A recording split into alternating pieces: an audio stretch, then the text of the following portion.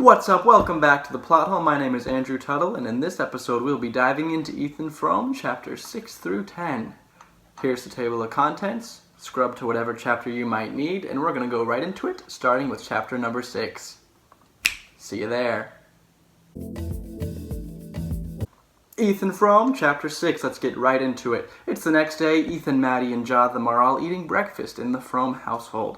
Ethan is unusually happy this morning, and he doesn't quite know why, because nothing in his life or Maddie's life has necessarily changed. He is glad, however, that he did not kiss her last night, and he also thinks that Maddie knows why he didn't kiss her hand. There is work to be done on the farm, but it's really snowy, so Ethan suggests that he and Jotham go outside and load up the logs here at the Frome house, then they'll transport them to Starkfield later. This will allow Ethan to send Jotham to pick up Zeena when she arrives at the train station. So this is him making sure that there's a reason for Jotham to go into town to pick up Zeena so he doesn't have to. Ethan tells Jotham to go out and get the horses ready while he watches Maddie do the dishes in the kitchen. And Ethan wanted to say that, quote, "We shall never be alone again like this," end quote. But he doesn't, and instead he grabs his tobacco pouch off the shelf and says, quote, "I guess I can make out to be home for dinner." Maddie responds with, "All right, Ethan," and he leaves, and he listens to her sing over the dishes as he goes. So as Ethan and Jotham begin doing the work outside with the logs, it's a sawmill, that's what they do, Ethan intends to send Jotham back to the farm, and then he himself will walk into town, and he'll go into town and get the glue to fix the pickle dish that had been broken. Ethan would have been able to do this and accomplish this plan of going to town and getting the glue, except for the fact that they had just the worst luck that morning. First, the horse slipped and cut its knee, and they had to go all the way back up to the barn. They had to patch up the horse. It's been hailing all morning, just sleety, snowy rain all over them. They have to go really slow. They're having trouble loading up the cart, and because all of this, they weren't done until long after dinner. And I'm going to take a quick moment to point out here that dinner refers to the largest meal of the day, which in their case of Ethan Frome is around lunchtime. It's not supper, which is a later meal that they'll have in the evening. So Ethan can't make it to town because he has to take the horse back to the barn and wash out the cut. So at dinner, Ethan thinks that if he heads out with the lumber right after dinner, he might be able to go into town and get the glue, but it is risky and it depends on a lot of things for it to work. It depends on Zeena being late on her way back, it depends on how fast the horses are going, it really just depends on a lot of variables up in the air. But there's a possibility that Ethan can get the glue to fix the dish.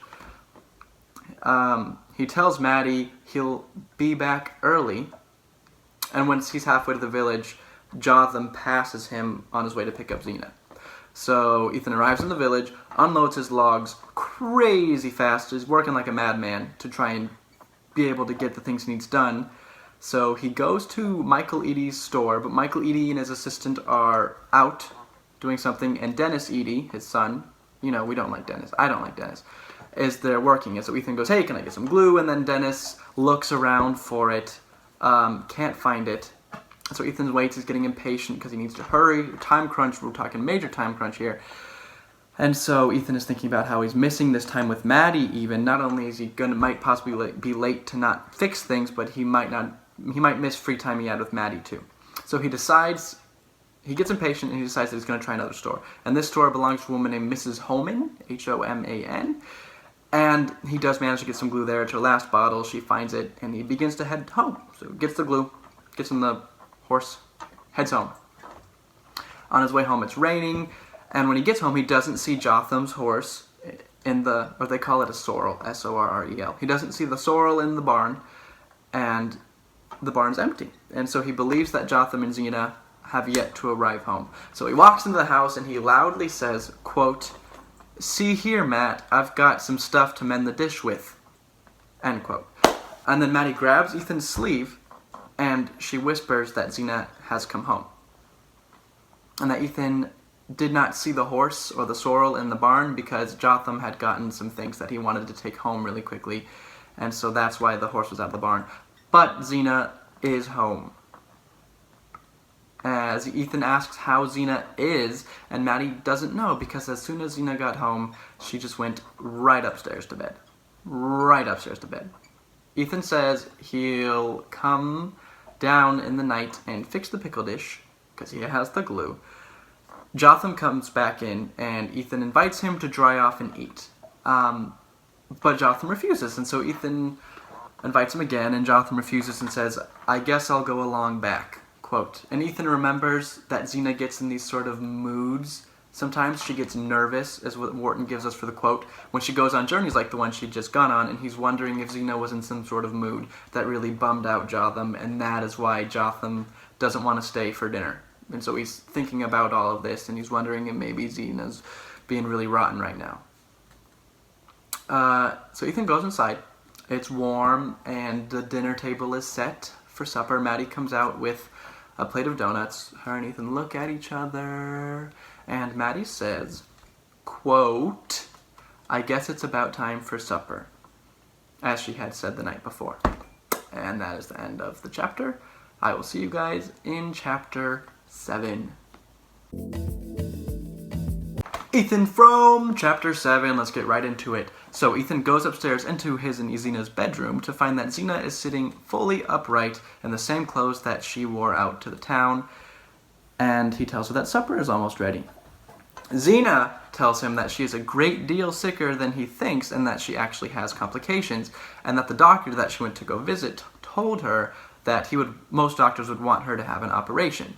But luckily, for Ethan at least, in the time of the novel, most people were hesitant about operations, just thought it was a lot of poking around and didn't really think they worked so much. And Zeena is among these people, so she doesn't want the operation. She won't get it, which is good because it would have cost them a lot of money that the Fromes do not have. Zeena then tells Ethan that the doctor recommended that she should get a hired girl, and that her Aunt Martha found her one right off. That's a quote. And that she is lucky that the girl is coming so soon, and she'll give her an extra $1, which, in the time of the novel, went a lot farther now than an extra $1 would today. It's a lot more than $1. And Ethan gets upset with this because it's going to cost him money, and she didn't talk to him about it first. So kind of like a double losing. And they begin arguing about the matter. And Zeena says she couldn't have talked to him about it because how would she know that he was going to say that the doctor was going to recommend she get a house girl before she left? She's not a psychic, okay? And then Zeena says how she lost her health. Get this, it's pretty low blow. She says that she lost her health because she spent so much energy nursing Ethan's mother when she was sick. This makes Ethan a little angry, and the two actually have the first outspoken fight in their 7 years of marriage. Ethan tells Zeena to send the girl back because they can't afford it, but Zeena says she'll die if she continues to, quote, "go on slaving the way she has," end quote. Ethan almost outbursts, but then offers to do everything around the house so that Zeena doesn't have to lift a single finger. And Zeena tells him that he's already neglecting the farm enough, which is true. They argue a little more, then Ethan says he can't afford it, and that's that. Zeena then says that she thought Ethan went to go get $50 from Andrew Hale, the excuse that he made up so he wouldn't have to drive her to the train station, but in reality, we know that he didn't get the money. And so Ethan, not really thinking, responds that Andrew Hale never pays under 3 months. Like, you know this, Zeena, he doesn't do that. And he realizes, oh my gosh, I was totally lying. I told her I was going to go do that. Oops. He gets red, and then Zeena then says that he told her that he was going to get the money. And Ethan, never having been accused of lying before, speaks about his character, says that it must have been a misunderstanding. When she finds out that Ethan did not get the money and that he wouldn't be getting it soon, Zeena says that she didn't know that because Ethan said he was getting the money, and she went away. So, because he didn't put through with his word to him, that's why she said yes to all this. Ethan says that Zeena is a poor man's wife, but he will do the best that he can to give her the comfort and whatever she needs to survive. Zeena then says, quote, "oh, I guess we'll make out," which I chose to talk about because out of context, it sounds like they're going to make out, but they're not going to. It just means they'll make it. They can scrape by. Ethan says of course they will. Ethan says, of course they're going to scrape by, and there's a lot more that he can do for Zeena and Maddie. And then Zeena hears him say Maddie, and she says, quote, "there'll be Maddie's board less anyhow," meaning that they don't have to pay for Maddie anymore. That's what that quote means. And Ethan was on his way out of the room. He had his hand on the doorknob, realizes this, hears what she's saying. She's saying, they're getting rid of Maddie. Ethan's like, oh my gosh. He doesn't go out the door. And then Zeena laughs because, and that's something Ethan can never remember happening before. He can't remember Zeena ever laughing. Zeena laughs and exclaims that Ethan didn't think she was going to keep 2 hired girls. What is this, charity? And no wonder that's why he was scared of how expensive it was going to be. Now they're not keeping 2 girls, they're getting rid of 1. And then Ethan and Zeena argue about how they can't just let Maddie fend for herself, and Ethan gets angry at Zeena because Maddie's her relation, and they're cousins, and he can't just let Maddie go out. And Zeena responds that she's already done enough by letting Maddie stay there for that 1 year anyways. And then Ethan says, oh, but the town's going to talk, you can't just throw your relative out. And Zeena said, I've done my part. And Ethan says Maddie's a poor girl. And then Maddie knocks on the door, says that supper has been ready for 30 minutes. Do you know the time, Mr. and Mrs. Frome? Supper's been ready for 30 minutes. Zeena says she won't be going. And Maddie offers to bring her some food. Zeena says no. Then Ethan tells Maddie to head back down. And then they argue some more. Zeena says that the new hired girl arrives tomorrow. That's right, tomorrow. And she'll need a place to sleep. And this is an insinuation, again, Maddie has to be gone by tomorrow. Maddie's got to be out of the room. She's got to be bye-bye. Bye-bye, Maddie. Ethan thinks about how because Maddie is Zeena's relative, it's Zeena who does have the final say, and there's nothing that he can do. And he's filled with anger about not being able to protect Maddie's position in their home. The novel actually says that Ethan looked at Zeena with loathing. Loathing is a direct word used there. Pretty big deal. So Ethan heads down to supper, and Maddie says she hopes Zeena isn't too sick. And Maddie's all happy, and when Maddie herself sits down to supper, her eyes seem to say that it's almost like she's happy that it's her and Ethan again, and that they got to steal one more night together, even though Zeena's there. Ethan starts eating his pot pie or whatever Maddie made. It's a pie. It's definitely a pot pie. He starts eating the pie, and then he makes a face based off of how sad he is that Maddie has to leave. Maddie asks if it's her cooking, and Ethan says, no, this is some top-notch meat pie. You're doing great, Maddie. He doesn't say that, but his face lies, and it's not the food, and then Maddie just exclaims that she knew something was wrong. She almost immediately starts sobbing. She throws herself against Ethan, and she's trembling, and she asks him if Zeena's mad at her, what it is. He stares at her lips. That's important. He stares at her lips, and all he can say is, you can't go, Matt. I'll never let you go. Maddie then says, must I go?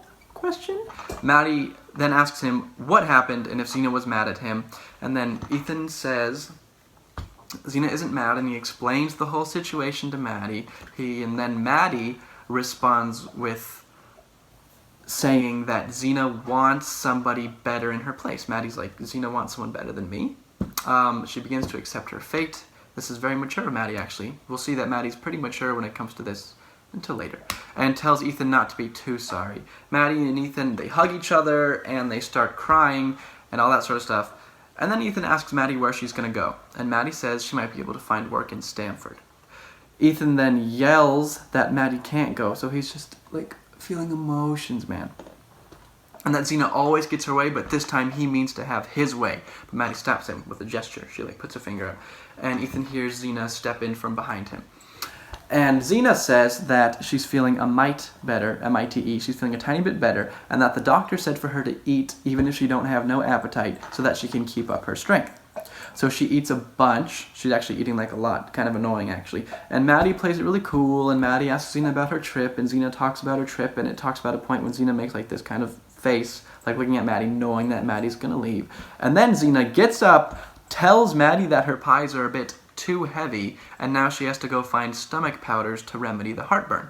Maddie jumps up, offers to find these stomach powders for Zeena, but Zeena says they're in a secret place that Maddie doesn't know about, and gives Maddie a, quote, secret stare. No, sorry, secret look. Zeena walks out. Maddie and Ethan share a glance with each other. Then Ethan gets up to do his nightly rounds and make sure all the plants are inside and just do watch outside. So he gets up to go up, and then he bumps into Zeena. Zeena has a look of anger and excitement about her. In her hands, she's holding the broken pickle dish. I know this is a long chapter. I will get through it, you guys. She's holding the broken pickle dish, and she's freaking out, and she's really angry. And she says that she went into the top cabinet to where the pickle dish was to get the medicine that she needed. All she says is she'd like to know who done it. Ethan, he does a good job here. He could go to acting school. He tells her that it was the cat, and she goes, "How did the cat get in there?" And he goes, "The cat was chasing mice," which was true. It was the cat. The cat was chasing mice the night before. And then Zeena goes, "Well, I knew my cat was smart, but I didn't know my cat was smart enough to put the pieces of the pickle dish exactly together how they were before they were broken." And then at that point, Maddie bursts out in sobs. She goes, "Ethan's right, it was the cat, but it's my fault that the pickle dish is out." And then Zeena gets really angry and she asks her, "Why was the pickle dish out?" And Maddie says that she wanted to make the table look pretty. Zeena then tells her that Maddie is a bad girl and that everybody warned her of it before she took her into her house, and that if she had gotten rid of Maddie earlier, then this would have never happened, and that Maddie broke one of her favorite things, even though she put it away safely. She never even used it when the minister came over for dinner, and she's just angry at Maddie. She starts sobbing, and if she would have listened, then Maddie would have never broken it, and she's just, Zeena doesn't feel good, and she holds the broken pickle dish as if she were carrying a dead body out, and then she puts it away, and that's the end of the chapter. That was a long one, I apologize, but there's a lot of details in there you don't want to miss. We're going right into chapter 8. Alright, Ethan Frome chapter 8, let's get right into it again. So after Zeena had left, Maddie and Ethan look at each other in silence, and then Maddie goes back to cleaning up the kitchen, and Ethan goes outside to do his nightly rounds to get the house ready for evening. When he comes back inside, underneath his tobacco pipe and tobacco pouch, he says a note with 3 words on it, and these 3 words are, "Don't trouble Ethan." He takes the note, he knows it's from Maddie, and he feels more connected to it from Maddie because she's never written him anything before, but it also reminds him of how soon writing is the only way that they're going to be communicating, him and Maddie. So it's kind of like a double feeling. He gets happy because it's something of hers that he can hold, but it's also a reminder that he has to have something of hers to hold because he can't hold her. So Ethan goes down to a room that he built in the house, and he lies on the couch, and he thinks of a man he knew that ran away with a younger girl, and he divorced his wife, and he thinks about how the wife did really well. He left her the farm, and she sold the farm, and now she owns like a store or whatever, or a lunch place, I think it's like a restaurant, and then how the man remarried and had a beautiful daughter, and they were both happy, and he thinks, you know what, I can do the same thing with Maddie. So he gets out a piece of paper, and he writes down a letter to Zeena saying that I tried my best to take care of you, and it starts saying about how he's going to run away with Maddie. But once he's on his desk, he sees a paper for trips to the west that says reduced rates, and he looks at these cheap trips and he can't even afford any of them. So he realizes that this probably isn't going to work, and he also thinks about how even if he left Zeena the farm to sell, she's not strong enough to be able to run the farm until she could find someone to sell it for. And then he thinks maybe she can go with her family like she would have made Maddie do. But then he realizes that, and he thinks that by then he would get a job with him and Maddie, and he could care for Maddie, and he would also have enough to pay alimony.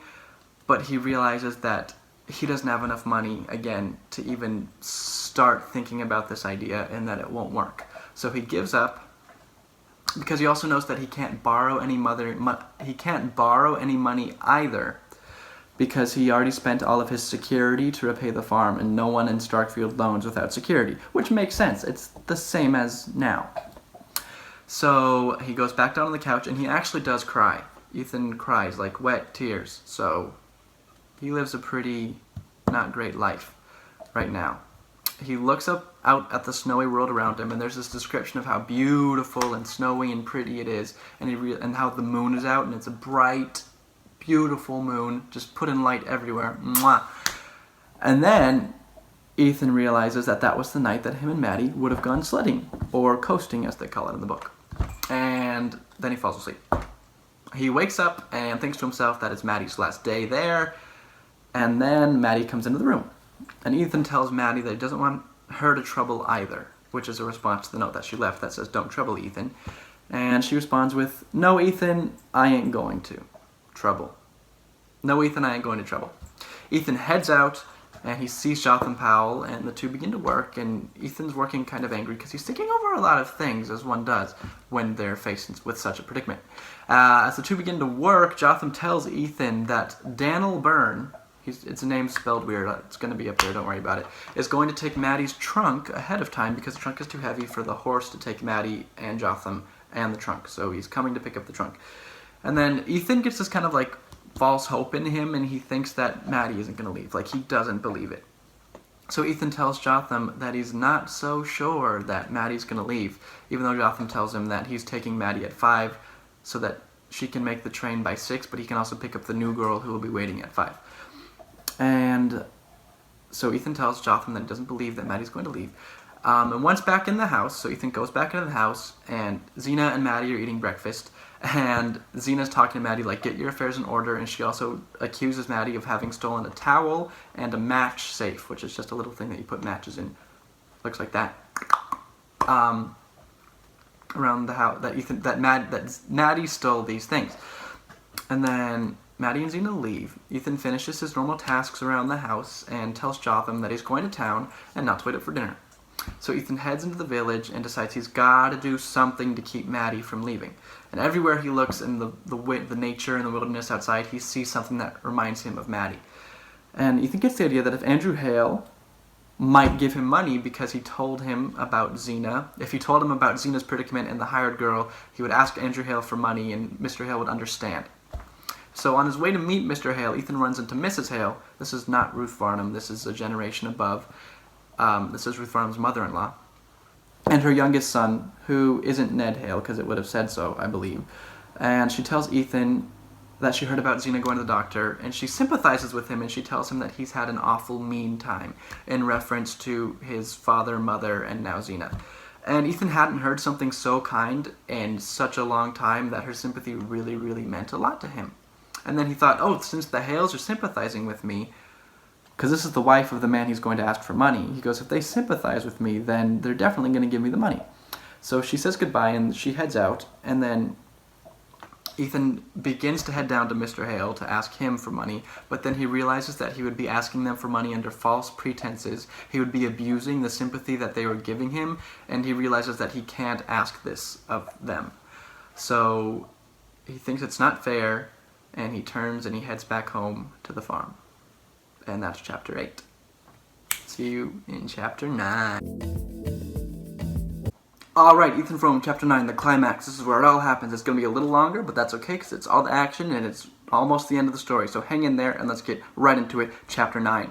So Ethan walks back into the house, and he sees Zeena sitting there reading a book, and he asks where Maddie is, and Zeena, not even lifting an eye up from her book like that, she goes, probably getting your trunk. And Ethan goes, by herself? Like you're making her carry this huge trunk by herself? So he runs up the stairs. Oh, he hurries up the stairs. And he finds Maddie sitting on her trunk, sobbing. And then he walks up to her, and she doesn't hear him at first because she's sobbing. And then he sits next to her, and she sobs some more, and she says that she thought he wasn't coming back because he said not to wait for supper for him. And so he puts like his face against her hair, and she sobs, and then he helps her take her trunk down to the horse sled shore. And then Ethan says that he wants to be the one that takes Maddie to the train station. And Zeena first protests this, and she's like, no, Ethan, I need you here. And then Ethan says, no, Zeena, I'm taking her. And then Zeena's like, but I want you to fix the stove inside Maddie's old room for the new girl. And Ethan goes, if it was good enough for Maddie, it's good enough for the new girl. And then they fight, and the two argue briefly, and then Ethan tells Maddie that she should be ready at 3, and he storms off to work, and he works angrily as angry men do when, you know, you face bleak, cold rest of your life. And he's with the horses, and it's similar to the first time he picked Maddie up over a year ago, and he's getting this flood of memories. And then he's like, oh. Okay, and then so he finishes his work, then he goes back into the house, and he sees Maddie. He finds her in his study, taking one last look around. He asks her where Zeena is, and Maddie says that Zeena had gone up to bed because she had those sharp shooting pains again. And Ethan asks if Zeena was even going to say goodbye, and Maddie says no. So Zeena doesn't even say goodbye. So Ethan looks around the house, and he shudders at the thought that he will be returning there alone to Zeena in a few hours.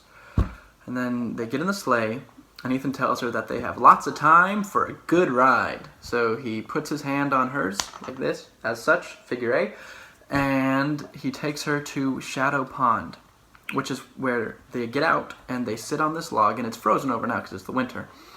And they think of this picnic that they had, and they think very fondly of this time in the previous summer where Maddie had gotten up, and these are just a few things that happened at the picnic. Ethan wasn't supposed to come, but he showed up later, and Maddie got excited, and she gave him coffee before she gave it to anybody else, and Ethan's sharp eyes were the first ones to find her missing locket, and so it's just this warm memory that they both touch on, and Ethan looks at her hair while they're talking about this, and he wants to touch it again, and then Maddie says they should go. And Ethan's like, we have time, but whatever. So they get back in the sled, and Ethan asks Maddie what she plans to do. And she tells him that she's going to try and work retail again, and then Ethan says that almost killed her last time, and Maddie says that she's stronger now since her time with the Fromes. And Ethan says, quote, "You know there's nothing I wouldn't do for you if I could." Maddie tells him she knows this, and then Ethan bursts out. This next part is really emotional. Just imagine a lot of bursting and sobbing and saying each other's names. So Ethan bursts out that if he could go with her, he would.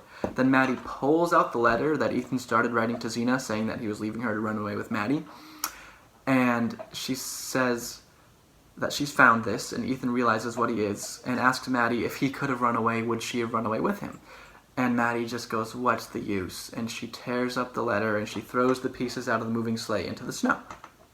And then Ethan begs her to tell him, and like, Maddie, tell me, would you run away with me?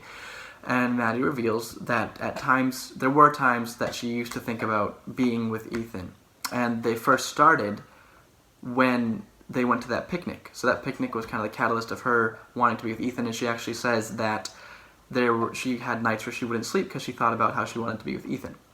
And so they sit silently in the sleigh until Ethan breaks the silence by saying that he's tied hand and foot. I think it actually, tied hand and foot. She tells him that he has to write to her. And then he says, what's the point in writing, Maddie? Again, they're starting to amp up in their emotion. It's an emotional time for both of them. And he tells her he wants to touch her and feel her and care for her when she's sick and lonely. And Maddie tells Ethan not to think about what she's going to do once she goes away. But that's exactly what he does right now, and he realizes that she will very likely marry someone else that isn't him.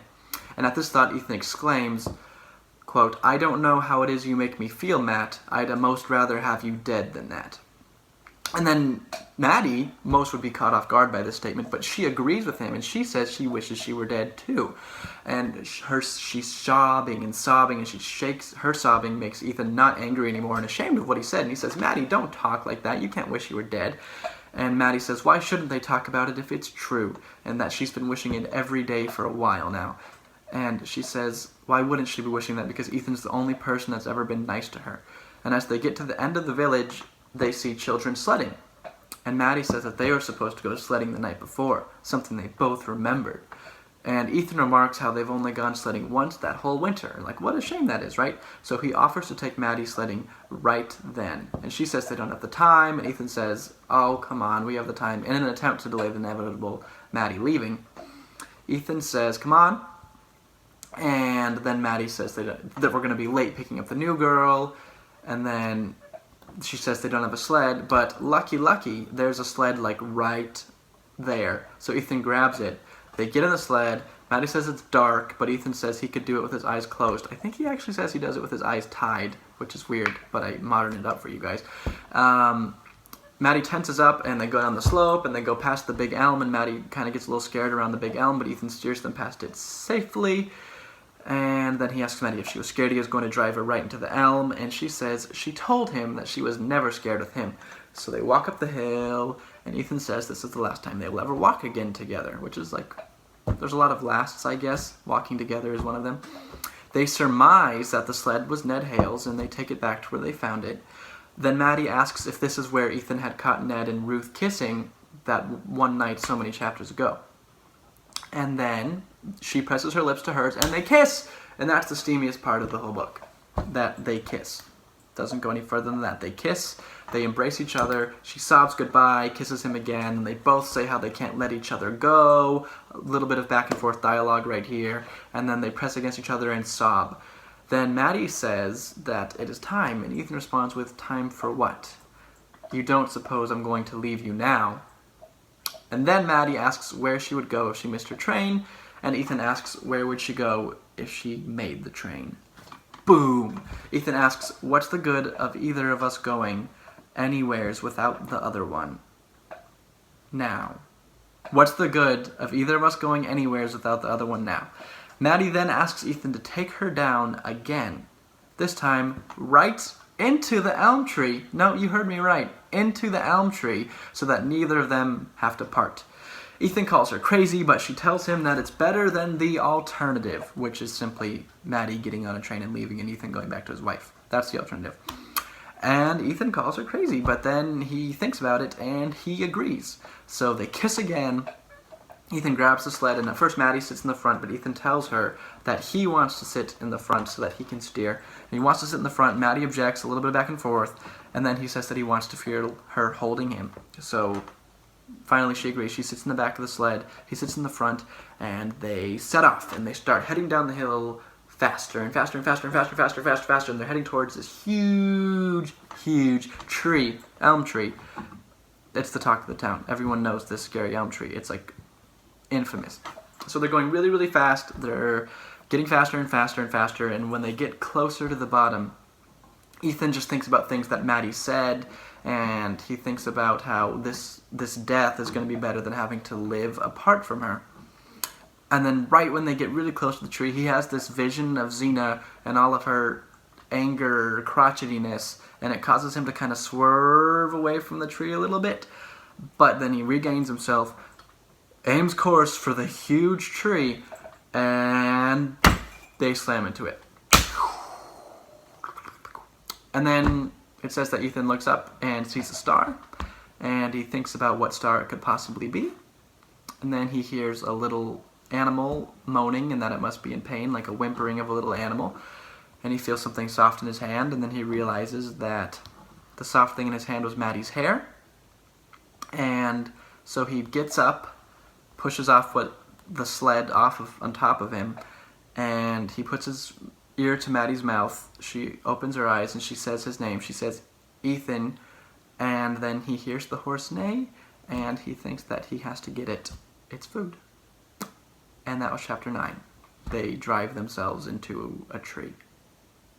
Like a suicide double attempt thing, but it doesn't work. They're both still alive, and we're going to wrap things up with chapter 10, or maybe it's the epilogue. It's not labeled in my version of the book.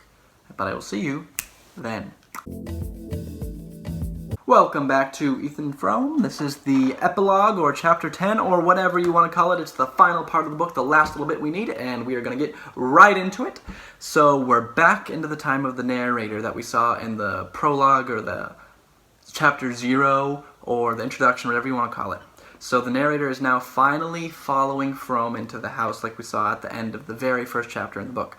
And there's two women in the house. There's one who looks really bad. They both have gray hair. They're both older, but there's one who seems that she can't even move, and she's curled up and she's small, and she's sitting in a chair by the fire. And then there's another one who gets up upon seeing them enter and begins to start making dinner and start fixing things up. And so Ethan remarks that it's very cold in the house, and then the woman in the chair complains that Zeena fell asleep and wasn't able to rekindle it. And then Ethan introduces the narrator to the women, and he goes, "This is my wife, Mrs. Frome," to the woman who's up and working, and "This is Miss Maddie Silver," to the girl who can't even move and has white hair and is sitting in the chair. Boom! So Maddie is the crippled, unable to move one, and Zeena is up and about. And so the narrator sees this, and then it cuts to the narrator is back staying with Mrs. Ned Hale, or Ruth Varnum.